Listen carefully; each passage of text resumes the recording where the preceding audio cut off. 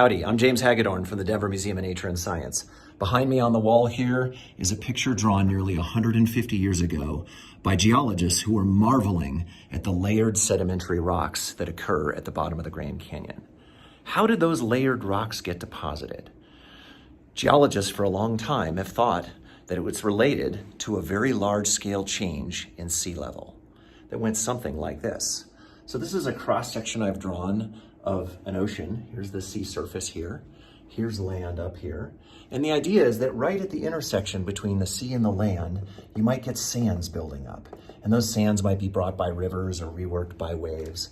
And offshore, you might get muds being deposited that would later turn into sedimentary rocks like shales.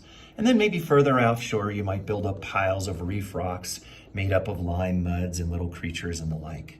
And the idea is that over time, potentially sea level would rise, and as sea level rose, that the place where sands were being deposited would move a little bit shoreward, and sands would start getting deposited over here, and on top of those former sands over here, that muds would being deposited. And then over here, burying the muds, would be more reef rocks that would eventually be forming limestones.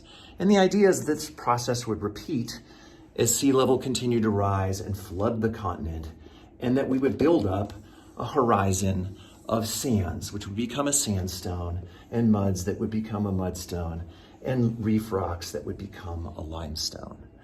But it turns out that the story is a little bit more complicated than that.